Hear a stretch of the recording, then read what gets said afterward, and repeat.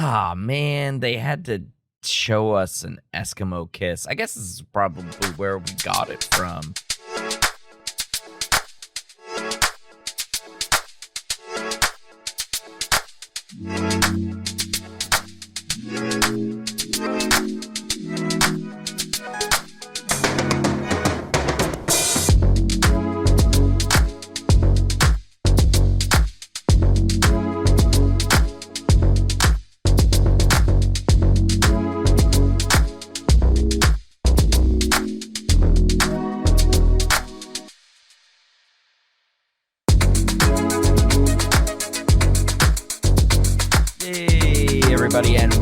To the Cinema Psych podcast, the podcast where psychology meets film.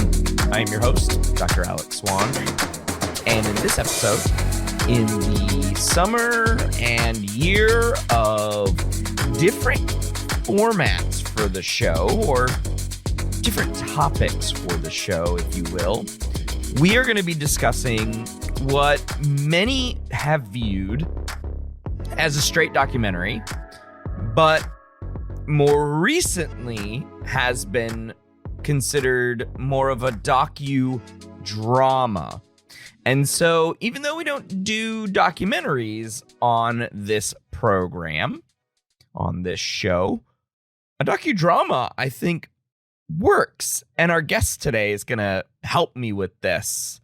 So the movie that we're going to be doing is the 1922 documentary film, as it was called back in 1922, also a silent film called Nanook of the North. And for a great many people in the lower 48, for sure, like south of Hudson Bay, Canada, this was really the first look at a different kind of people that coexisted amongst the white colonial presence in North America, right? So these are native Inuit people in the far north of Canada. Like I said, we're talking northeastern part of Hudson Bay is where the filmmaker by the name of Robert J. Flaherty and Francis H. Flaherty, or I think I'm saying that right, Flaherty, Flaherty. I've heard different pronunciations for it, so I'm hoping I'm doing okay. But they had gone up on a trek up to the far north to see where who these people are, where they lived, how they lived, and presented the film to audiences, of course, in the southern parts of the North American continent.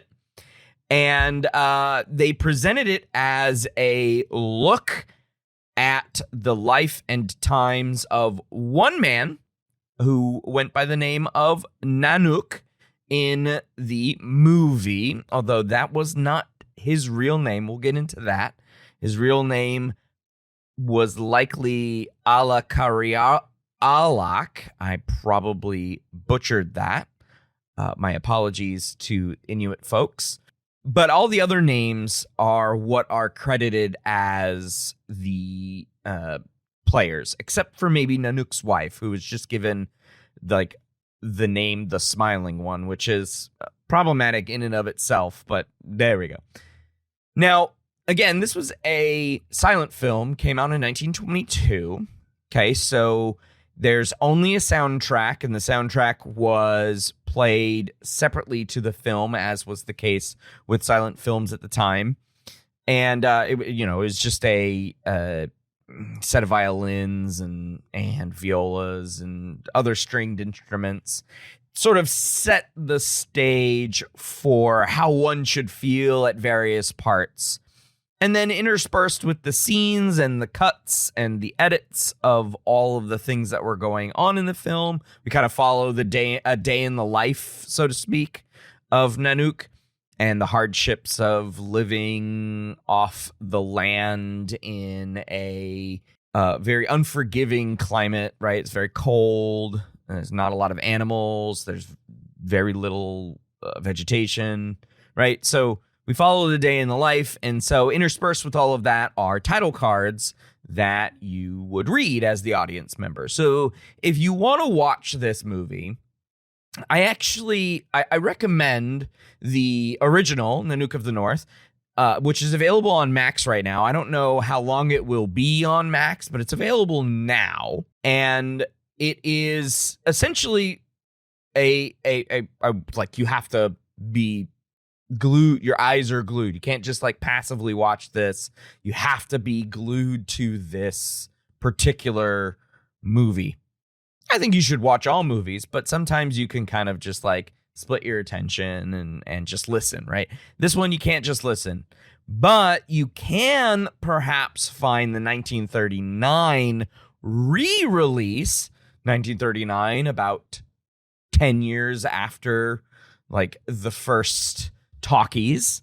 And so you can find the 1939 re-release, which includes Barry Kroger's narration. So you don't need to have the title cards on there.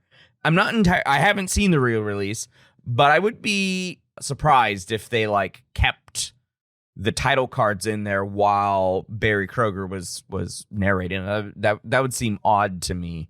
So this film came out in 1922. Re-released in 1939. It wasn't until the 1970s that another filmmaker decided to revisit the circumstances of the original documentary. And a lot of things were found out to have been big issues when a documentary film is being produced. And one of those things is, are you staging too much of the circumstances, the situations, the environment for the viewer, which subtracts from the like why you're doing a documentary in the first place, which is to capture the true and unfettered environment and circumstances and things like that. So our guest is going to explain why it got changed from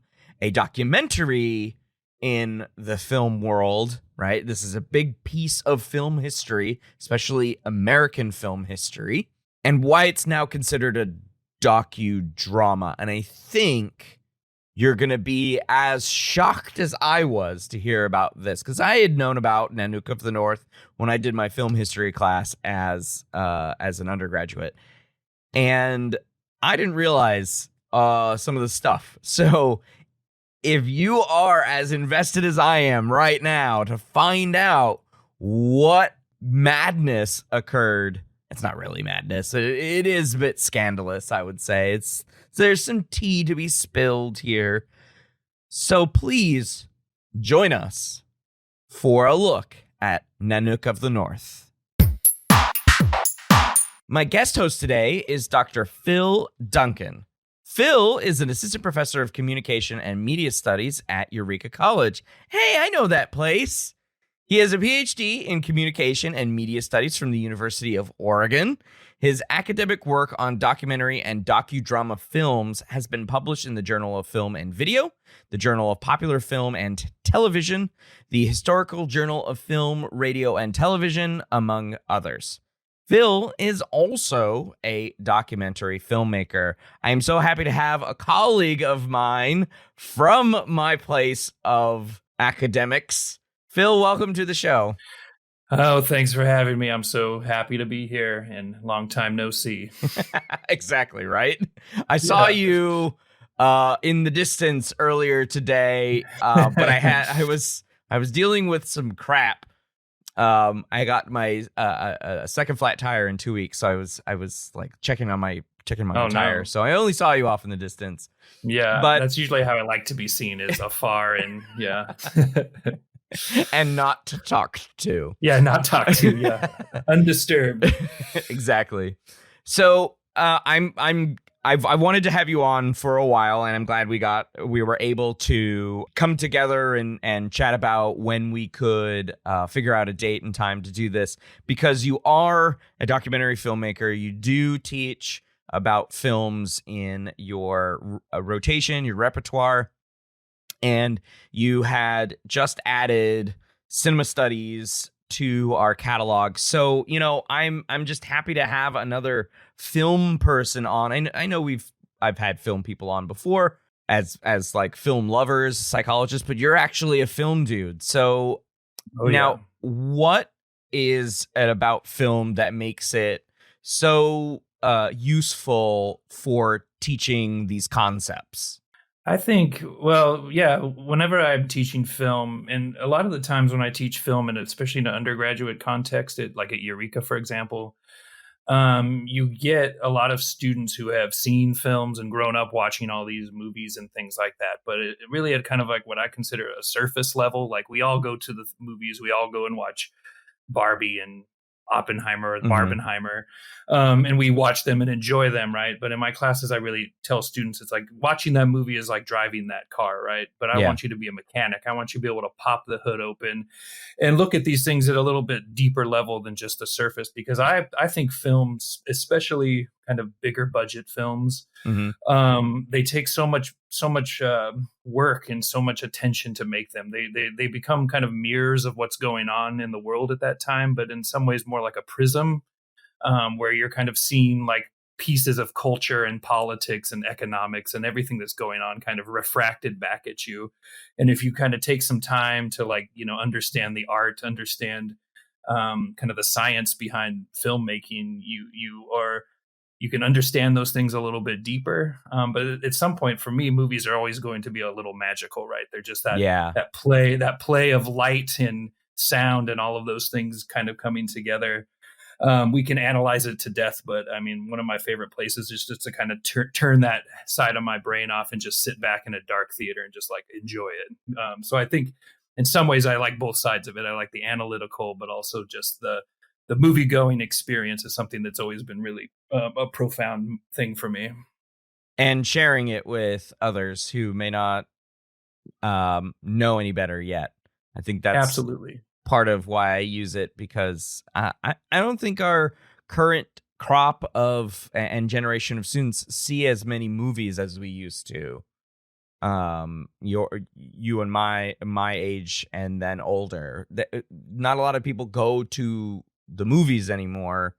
Part of, I think, what ruined that was the pandemic, of course, but even before that, I would ask my students, what was the last movie that you watched? And many of them are like, we watched TV shows or just like streaming shows.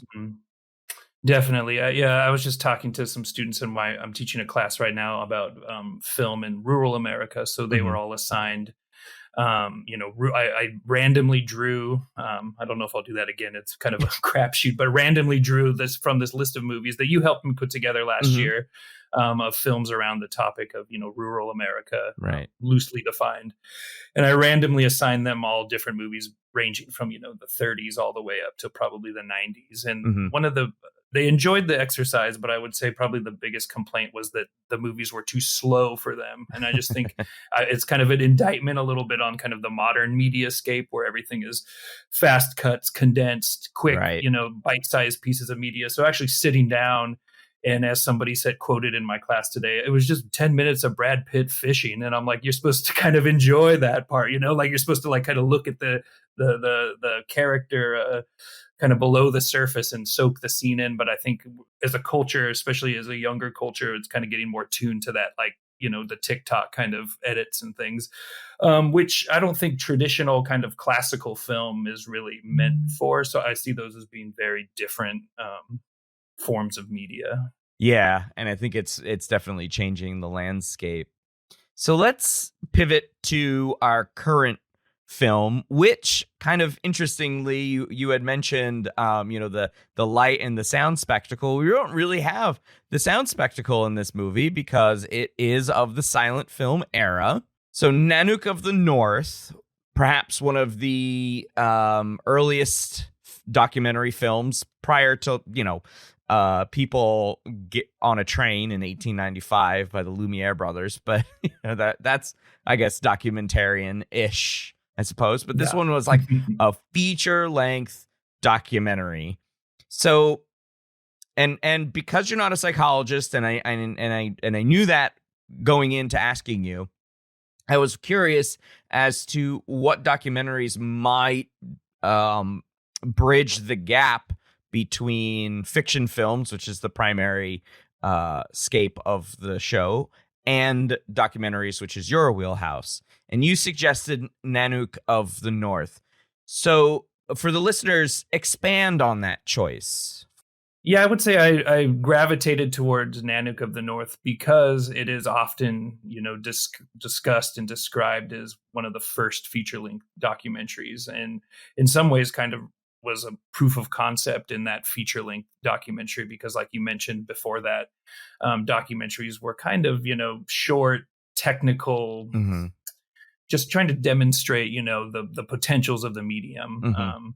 Whereas this piece in general, or in this piece, kind of came together, bringing in a lot of these modern vocabularies of filmmaking, right? Okay. Like editing, sure. different angles, things like the characterization, right? Like actually having a subject of your film instead of just the train coming through the screen or the man sneezing or things like that. Yeah, right. So in that sense, you have that idea of a kind of true documentary, the way we think about documentaries even today, right? Even in the modern context. But in a lot of ways, and this is kind of why I like discussing this film, is that a lot of it is very staged. A lot of it's kind of problematic in a modern context, just based on who made the film and who's being represented.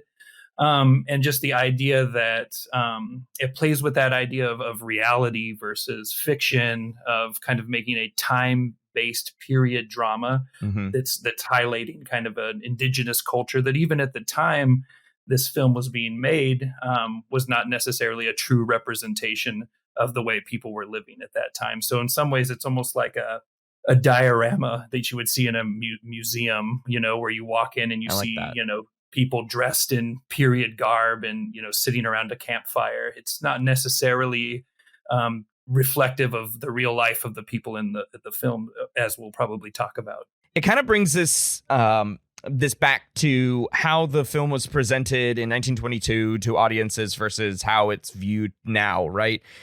So I want to go into some of the reasons why, as you said, it's mostly staged, or some of the things that are presented on the film in the visuals aren't necessarily what they seem or what they were. So what could you tell us about the issues that has dogged this documentary since it came out? I would say some of the issues that kind of continue to it really kind of revolves around this thing that we talk about. I think it comes from anthropology, the term, that kind of idea of this like noble savage in quotation marks. Sure. The idea of presenting kind of a indigenous people as kind of this other, that, and not necessarily in a negative connotation. I think in some ways, even though Flaherty is being very paternalistic in a way that he talks about the subjects of this movie, it's also, you can tell that it's his intentions, I guess, are in the right place for the, just for kind of looking at it through the scope of who he was in the time period, right? Because we can't really ignore the context, because we're talking about a 101-year-old movie at this point. Yeah. But definitely some of those kinds of things. So Flaherty is kind of depicting this man who he calls Nanook, that's not his real name. Nanook actually means polar bear in the Inuit language. He's depicting Nanook and his family. He has a wife, and maybe to be honest, it's never really clarified whether he has two wives shown or just one. But there's two adult women and a couple children. In reality, those two women were actually Flaherty's common law wives, who he fathered children with and later abandoned. For anybody who's interested in that kind of backstory, there's a really interesting documentary called Nanook Revisited from the 1990s, where they go back to that same community and kind of follow up, and it's on that aftermath. Yeah. And just kind of the dress was shown as being like, seal furs and things like that. I'm sure that was still part of the culture at that place, but not necessarily how people live day to day.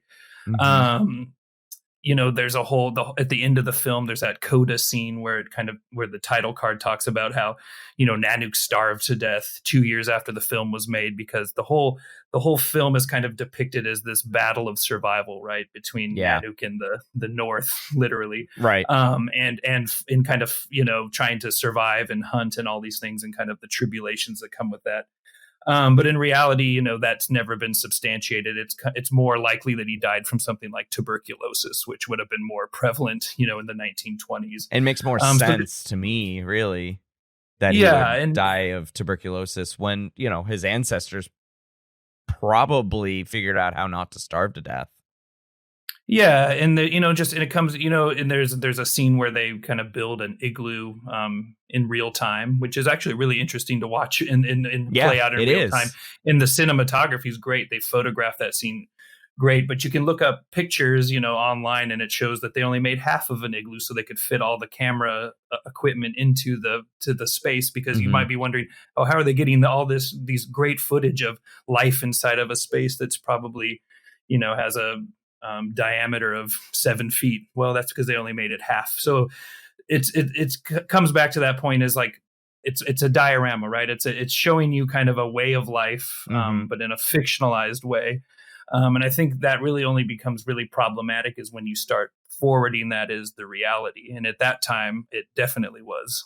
Yeah, and some of the things that I had spotted with this was the different camera angles, especially during the walrus hunt segments where they were hunting walrus, or even the seal hunting as well, where there was just a lot of different angles, a lot of different flows of ice, like moving from ice flow to ice flow, making sure that the flow probably was sturdy enough for the camera crew and the camera itself. They were big giant things back then, right? Absolutely. Yeah. And that's something I think we forget about a lot of the times when we watch reality, even reality TV. I was just watching a travel show the other night with my family, and, they show a guy kind of, jumping across a mountain. And I'm like, well, the camera guy had to do it first to get on the other side to shoot. And they did it with the equipment in their hands to get the actual shot. So like, you need to remember that there's other, these images. And I think that's a big part of kind of in some ways, the Flahertys legacy is that kind of using editing, using cinematography to kind of make a depiction of real life that kind of draws your attention away from the idea that you're watching a movie, and more that you're just kind of voyeuristically looking into somebody's life through, things like the editing, that's really smooth and flows well. And so, us as modern cinema goers and, people who grew up with the medium, we don't really even think twice when we see like a cut that's nice and smooth between a close up and a long shot.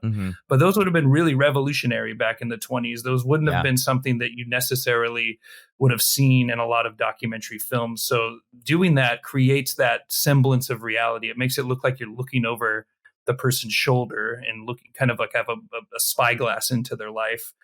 And I think that's a kind of a really big part of the legacy of this movie. So you would say that the techniques that Flaherty used in putting this together, with the smooth cuts and the different angles of things, really is to represent being there with our own eyes, and that this translated to a better way to documentary filmmaking?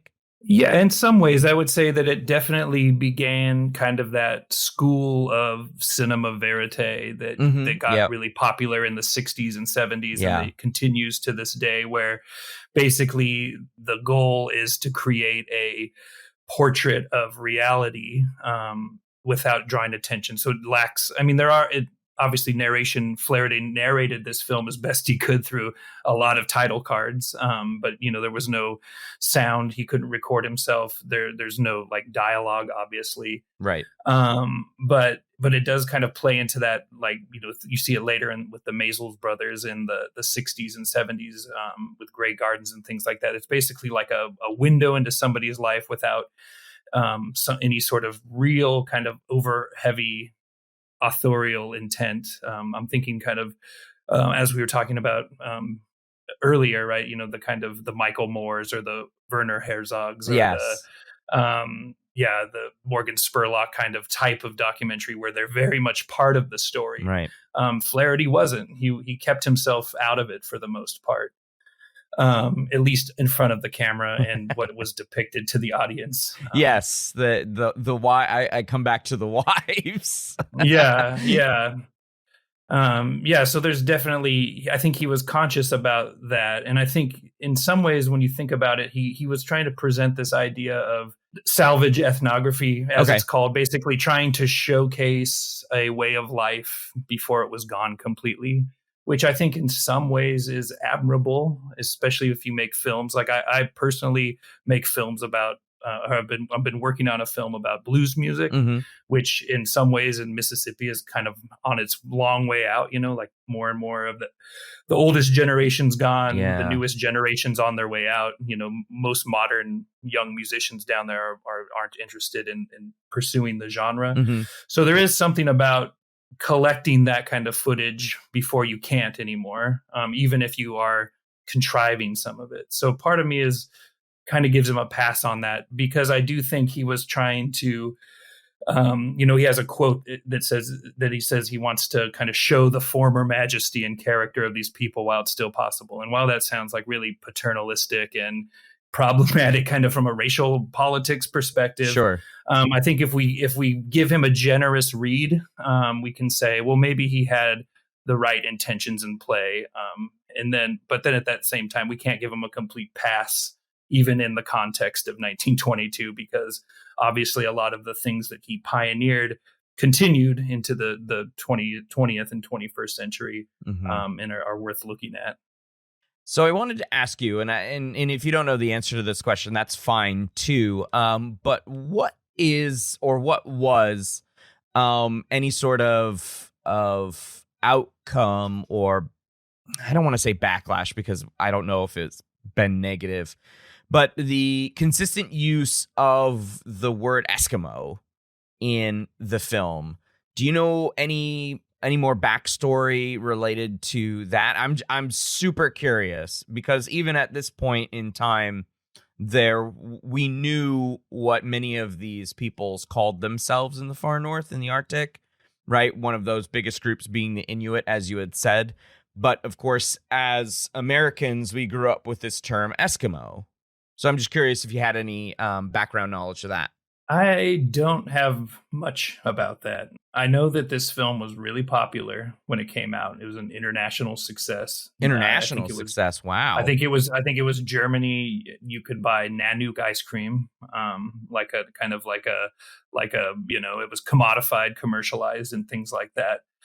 So it did. I can't speak to how prevalent that term was before and then after the film, but I would say that it definitely, this film reached a very far-reaching audience.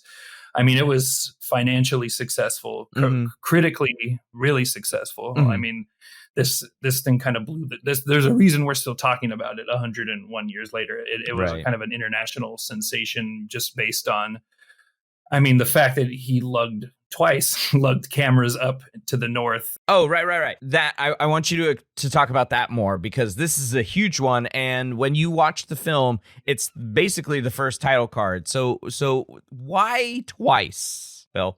Okay, so Robert Flaherty went to the north once on kind of an expedition to make a film. He shot all the footage he wanted. He got back.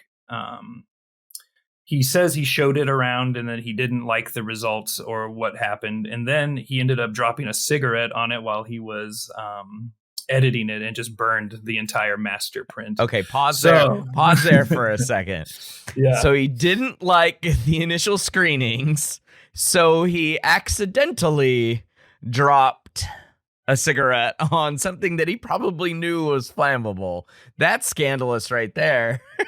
Yeah, so I mean, in as testament, I guess, to whatever his grit or whatever, because I don't know if I would have had it in me to do it again. But he went back again, and getting to the far north of upper, I believe it's upper Quebec. I'm trying to think Yeah. what the modern province would be at this point. But getting, dog sleds and equipment and things up there in the middle of the winter to do it all over again. He did it twice. So yeah, and the second time, I guess he was happy enough not to burn it to cinders. He was probably getting financed this time. Oh, and he definitely was, right? The second time he got a big chunk of money from Rivian Frères, the Rivian brothers, Okay. a fur company based out of France, right? So that's kind of a good segue into the idea of another reason why I think that this really speaks to me, as a kind of this proto kind of commercial documentary film. Nice. Is that he had corporate sponsorship, and in some ways that corporate sponsorship, you could argue, makes an appearance in the film, in a very famous yet kind of problematic scene when Nanook's family goes and visits this fur trapping or fur trading outpost. Mm-hmm. And it's shown as kind of this beacon of civilization. One of the kids is sick because he overeats himself on food. He's given castor oil to make him feel better by the kindly fur trapper. It's shown as a way that they can sell their goods from hunting, polar bear furs, seal furs, etc., for other items. But then there's a really problematic scene where they show Nanook, basically hearing a record for the first time, and which may or may not have been the case. We don't really know, but this is how it's presented to us. Yeah. He picks it up off the spindle. He bites it with his teeth. It's just very kind of it's almost like Flaherty's trying to show this kind of juxtaposition between primitiveness and civilization. And it's all done under this kind of, like I said, this kind of racial, socioeconomic backdrop that in the modern context especially is kind of hard to watch in a lot of ways. Right. And I think that a modern audience would probably be turned off by several scenes. So the tag that I have at the start of this episode is about the Eskimo kiss. And I grew up thinking that was fine, just rub noses with my mom or whatever, and that'd be and that's what you see in the scene, is that one of the women, one of the wife, or the wife of Nanook, I should say, and one of the children, like the baby boy, I think, his son, do the Eskimo kiss. And I was told as a young kid that this is the reason why they did this was because if they had touched lips, that moisture from their lips would make their lips stick together. And so they rub noses instead. But even then, that's an ethnocentric reason, right? We don't really know why they rub noses. Maybe that was just a way that these two individual people did it, right? We don't know if that is, because I don't think there's any scientific validity behind, their lips would get stuck together. Yeah, I'd actually never heard that before. That's interesting. And there are those scenes that obviously we're looking through Flaherty's lens, but there's a scene where Nanook's using like his saliva to like slicken the treads of the sled to make him icy. Yeah.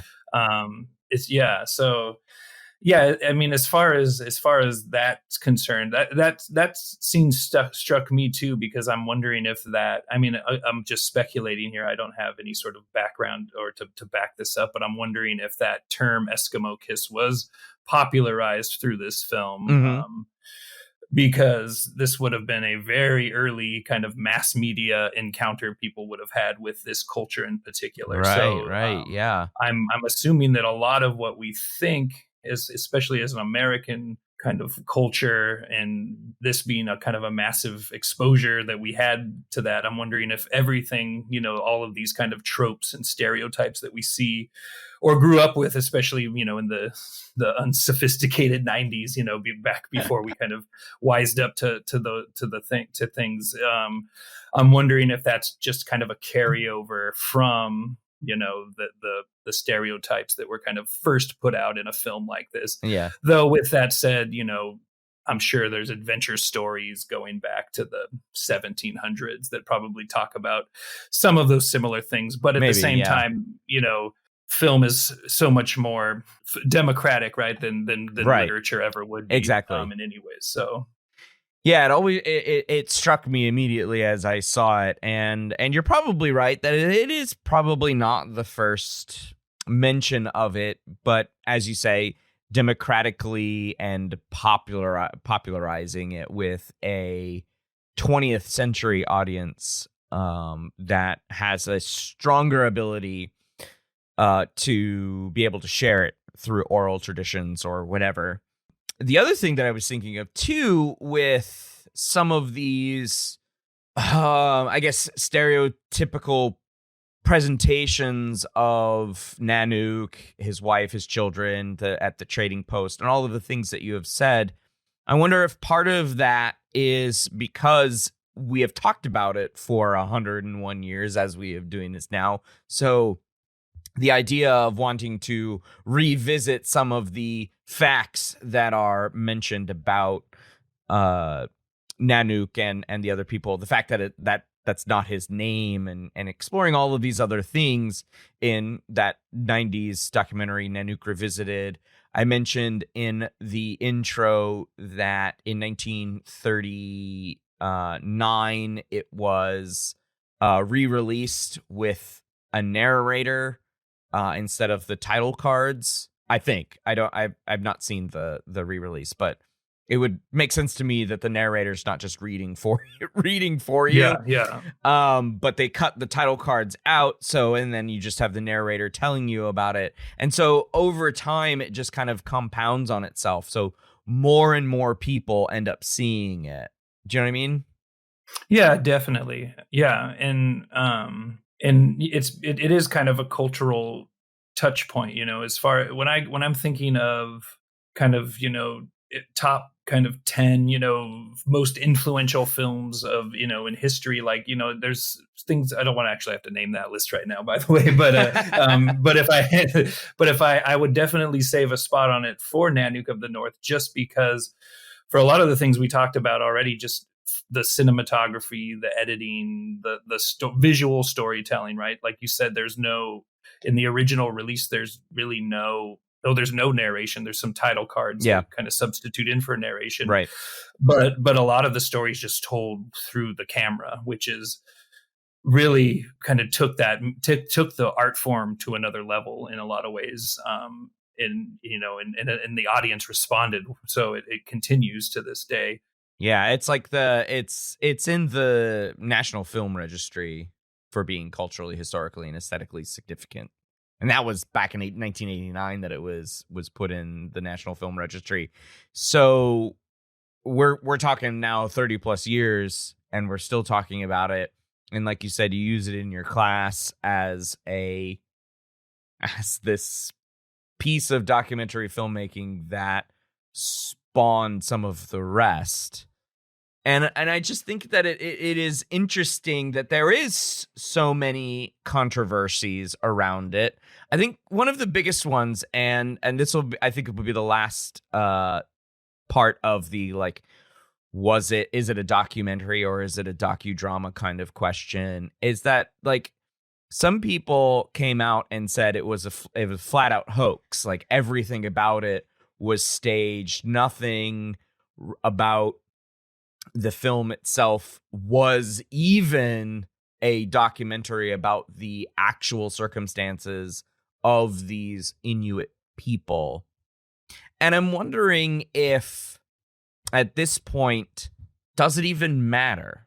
I think the answer to that is probably what draws me to this film back and, every couple years I'll rewatch it, Okay. and I teach it often. And I think that it really just kind of comes down to, it does and it doesn't, because it doesn't matter, because we are understand that movies are magic and Yeah. that documentaries, I think what we should all understand is that documentaries are fictionalized realities in a lot of ways. Yes. Even the most straight up, straightforward documentary that you want to watch has some sort of authorial intent behind it. Every edit is a conscious decision made by a person sitting down behind a computer, most likely these days, or Flaherty's case, a cigarette and a editing machine where he had to cut the footage. I love it. So yes, so I think that definitely, it doesn't matter in the sense that we have to all be on the same page, that a documentary is using reality as the raw material to make a fictionalized story. Mhm. And I'm comfortable with that in my own filmmaking too. I have come to terms with that. I think it still is important, because I think there's a set of ethics involved Mhm. around making a documentary film when you know that that's the case. And I don't think Flaherty followed those ethics in a Mhm. lot of ways. And I think a lot of that is just kind of time-based, contextual. He was a white man going to a non-white community in the early 20th century, and that came with a colonial mindset that Mhm. I think you still see, and kind of permeates that entire filmmaking process. But I think so. Yeah, I don't know if that answers your question, but I think that there's so much kind of at play there that it doesn't matter in the sense that we're all on the same page.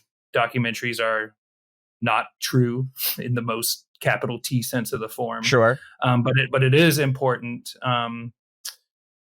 because we need to kind of keep documentaries accountable to reality, to that raw material, to the people that are depicted in there. Right? You don't want, because those are real people's lives, and in modern, especially in a modern context when media is so ubiquitous and everywhere. You don't want to be part of the problem, especially if you're trying to make a film that's trying to solve the problem. You don't want to exacerbate it by making these kind of ethical, bad judgment calls. Yeah. Could you speak a little bit more as a documentary filmmaker yourself? I'm kind of digressing here, but you mentioned ethics of documentary filmmaking. So, could you briefly explain, as the documentary filmmaker in the room, but also speaking to somebody who has to manage the ethics of human subjects research on our campus, and so I'm always thinking about ethics. So could you explain that a little bit more?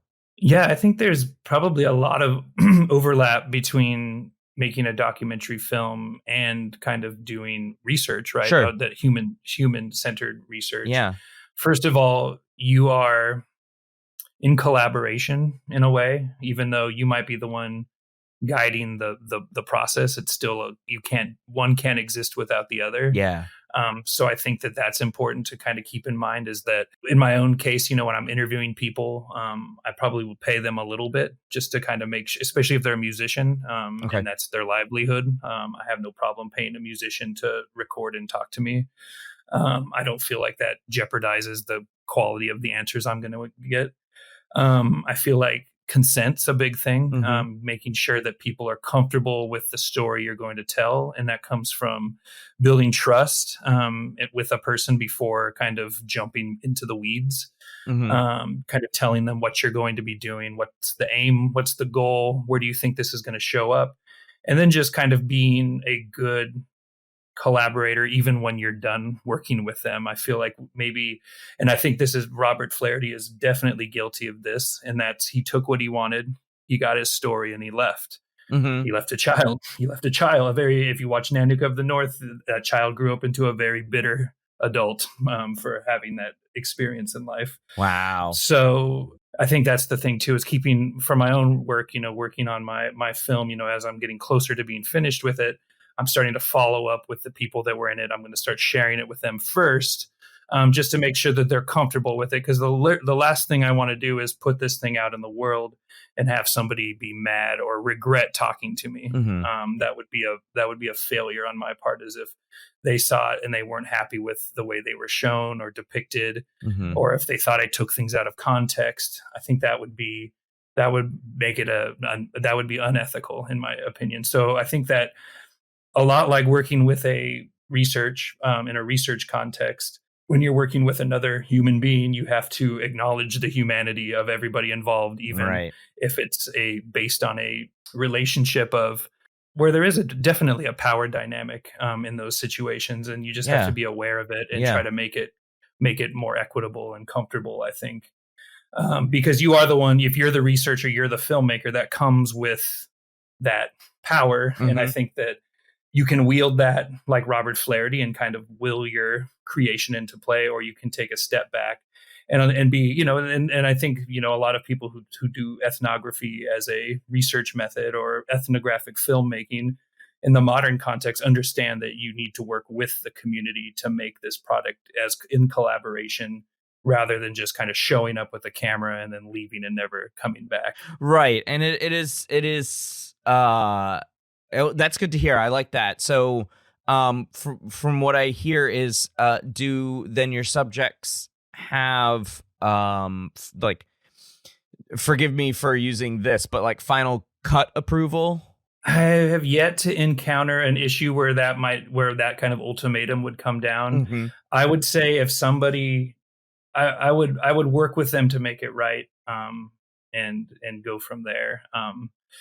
But with that said, I mean, that's a tricky question too. It's like, it's like the ethics of it behind it are because like they agreed to be in a documentary and they signed a release form, sure. which is necessary in kind of all contexts. So I would definitely listen. I would definitely be open to making changes. I don't think I would throw an entire project out because one person. I might re-edit it, change things a little bit, maybe take a person out if they just absolutely didn't want to be part of the project anymore, because there's really nobody wins in that situation, right? They're unhappy with them. With that film, you're going to be unhappy with all the scenes depicting that person if you just kind of begrudgingly force them to like kind of continue in it. But I have, luckily, and knock wood, have not encountered that. But at the same time, I'm not doing. I'm trying to. I try to cover my bases early. I try to build these relationships. The first time when I was working on this recent project, I basically went down there and got a little bit of footage, but mostly just built relationships. I didn't even really interview anybody. So then when I came back down a couple months later with my camera, I had connections and people where it was almost like, you jumped right into it and you had all these conversations on email, you bounced ideas back off of each other.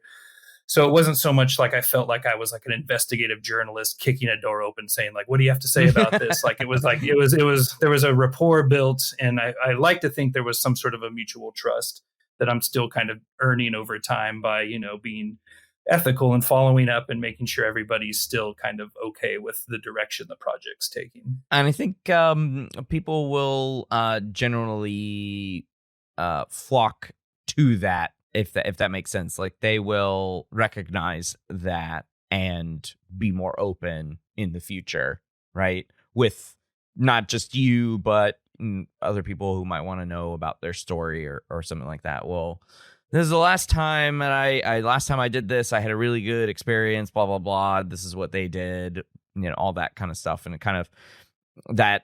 Ethical behavior breeds more ethical behavior. That, of course, that's my hope. That's what I teach my students, right? Like, as long as you're ethical, definitely. I think you will be a model for ethics in the future. So that's my hope. And the alternative is too scary to think about, and that's just everybody becomes unethical, right? Absolutely. So you have to control at least what you can control.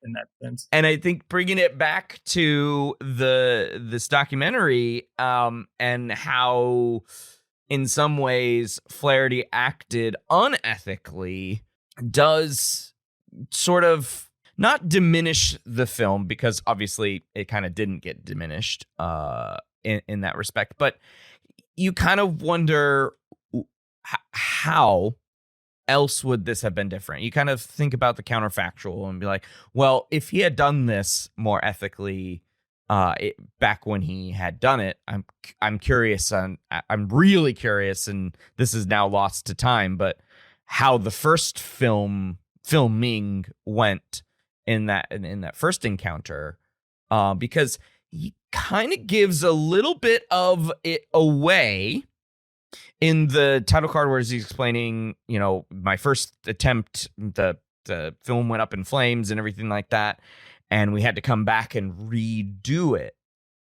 And I'm wondering if he was trying to capture some of that magic, as you've been saying, magic from the early part, which may have been a little bit more organic. Yeah, I mean, that's a question we will never know. It's lost to time, but yeah, I do.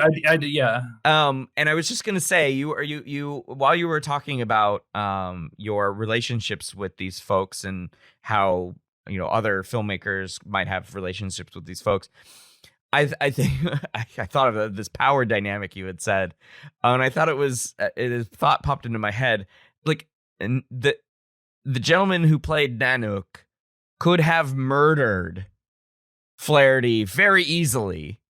I mean, he probably had tussled a lot with seals and with walruses, polar bears, as is described in the movie. And it's like, dude, if you had taken the wrong step.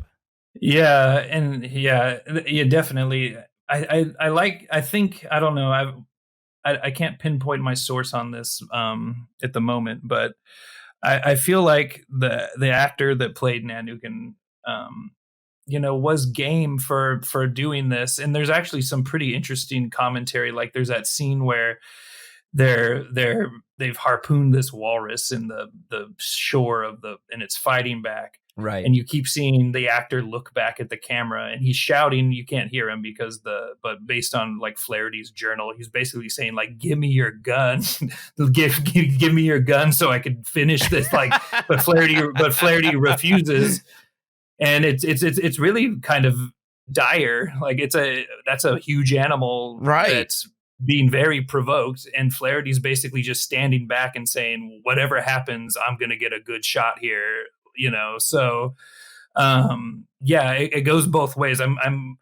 I think Flaherty could have got the actor killed a lot more than by just kind of putting him in those situations for the sake of the narrative in some ways. So I don't know, based on it seems like obviously like Flaherty had the ability to show his prints to the actors, and I'm pretty sure that would probably be, if you're living in North Quebec in the early 1920s and outside of a major city, that you would have been enraptured by the magic of movies. Oh yeah, even more so than seeing yourself kind of hunting and doing your day-to-day life on film being played. It had to have been kind of just, I mean, if I really try hard to put myself in his position, I say, yeah, I would be playing to the camera as well too. Who knows what will come of this? This rich guy from America is coming to make a movie about me. Like, I mean, mm-hmm. the sad part is that, like I said, Flaherty kind of took the story and left, and, kind of like left everything kind of, without any sort of follow up or any closure. Sort of payoff or payback or closure. Yeah. And that's why I really like showing that Nanook Revisited after showing this, because it kind of shows you the aftermath of unethical production, and how that can have multi-generational effects, especially in a place that's impoverished, and has all these kind of socioeconomic problems. So I just think that in some ways, it's kind of a cautionary tale about how not to make one of these kind of drop-in ethnographic documentaries. Yeah, because it just leaves a bad taste in everybody's mouth who was involved, except for Flaherty. I mean, he probably took his money to the bank, but yes, he did, and of all of the success afterwards, I would imagine. Okay, so my last question for you, and this is a fun one, because what I normally do is I intersperse scenes from the films in the show, and I can't really do it in this one. That's true. Yeah. I had Didn't leave you another much. silent film. No, it wasn't a silent film. It was Rashomon. So I couldn't do clips because they were all in Japanese. Mhm. Okay, so this is what I do with some guests sometimes, and because I can't do the audio version of any scenes. What is your favorite scene, since you've seen it multiple times and you revisit it? You know, especially when you teach it in your course. What is your favorite scene and why? I would say from a pure image-based kind of scene, it would definitely be when the family gets pulled out of the kayak when they pull up to the shore. At one point, it looks like just Nanook's, paddling this kayak. Yes. He hops out.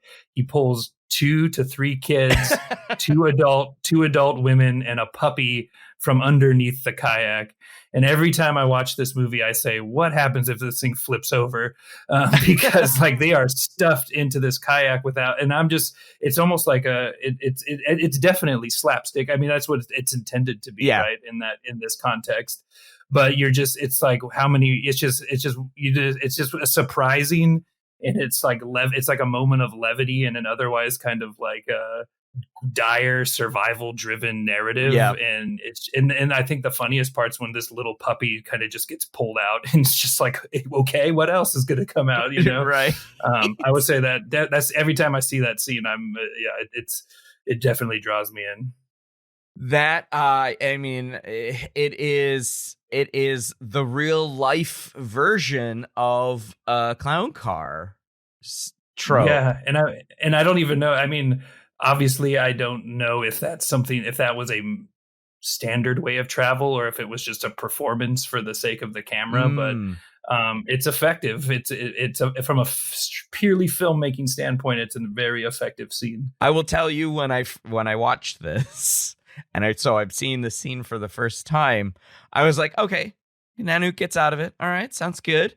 And then the 2 kids, I'm like, okay, there's some space in there. All right, that's fine. And then when the next adult comes out of it, I was like, wait a minute, there's definitely not enough room in this boat for that. And then the puppy, like, is that the puppy at the very end at the nose, just like hanging out?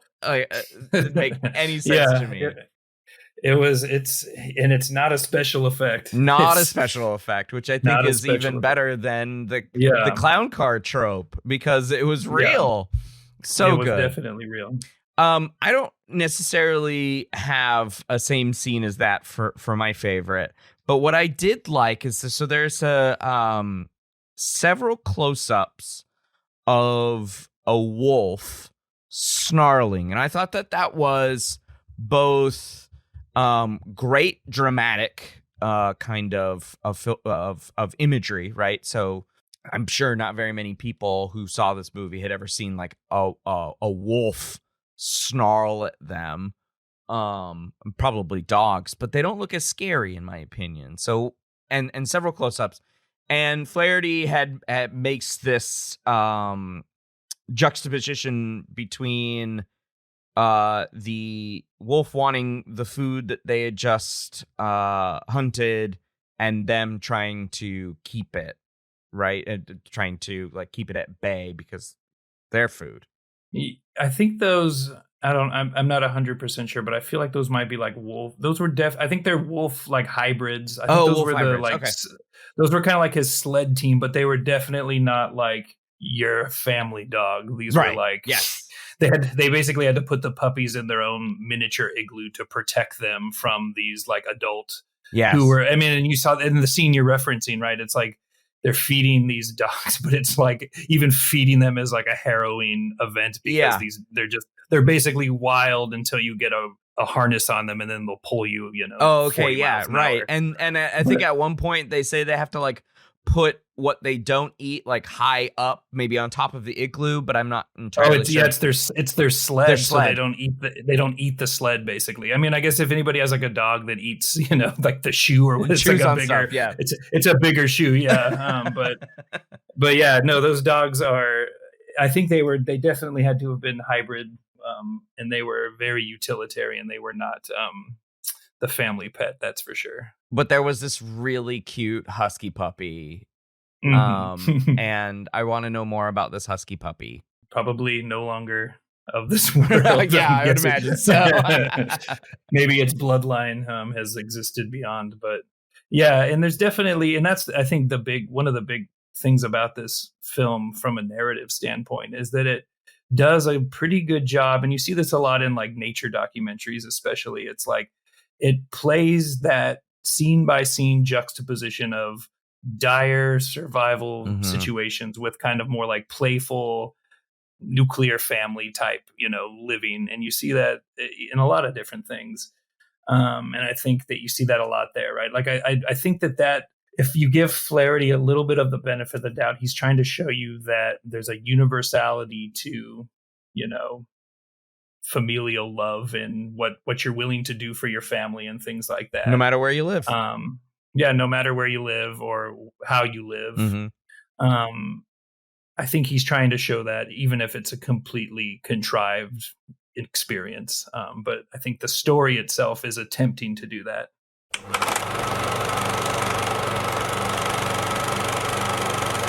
Well, I want to thank Dr. Phil Duncan for joining me to discuss Nanook of the North. Before we say goodbye, Phil, is there anything that you'd like to plug? I know you've been talking about your documentary, so maybe talk a little bit more about that.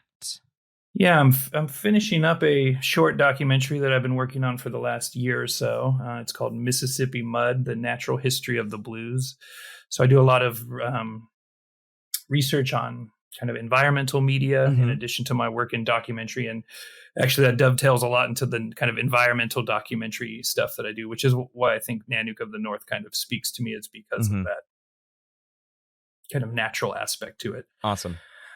So yeah, this film is basically looking at blues music, which I have had a long time of affinity to ever since I was a little kid. I met Bo Diddley when he played my little hometown when I was a kid. Nice. And the environment, right? So going through the Mississippi Delta, if anybody's ever done that, is a very, it feels like a very different experience for someone who might not have grown up or been around there. And why, and kind of the central thesis of this is why did this whole genre kind of span out of a small little area of rural America that was a couple 100 miles square?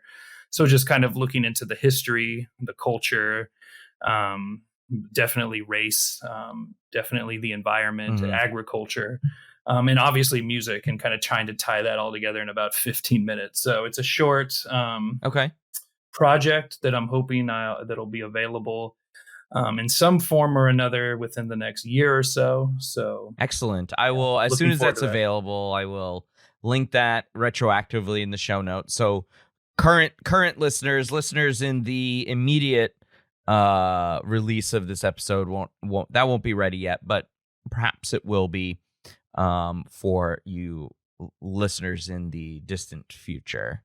Yeah, I appreciate that. I will definitely let all of y'all know. And I'm interested. It's anybody. You mentioned people play music, so in the short, do you have anybody playing music? Yeah, I met up with a musician. His name's Terry Big T Williams. He learned from his godfather, Jack the Oil Man Johnson, who used to drive an oil truck during the day and make awesome blues music at night. And Jack Johnson would have been a kind of a protege of that first generation of blues people from Mississippi, like Muddy Waters and them. So Big T's definitely a part of that lineage, and he's played he came over to my Airbnb down in Clarksdale, Mississippi one morning, and he played some music for me. We talked for a couple hours, and he's a really cool voice in this project. And I'm really kind of happy that I get to kind of use his music to tie together all these thoughts, because I see him as kind of a living legend, a living kind of link to some of this really, really deep American art, in my opinion, maybe the most American art, if I can be so blunt. And bold, yes. Yeah, and bold. All right. Well, thanks again, Phil. I appreciate you joining me on the show. Thank you for having me. This was a lot of fun. And that's going to do it for this episode. Until the next one, thanks for listening.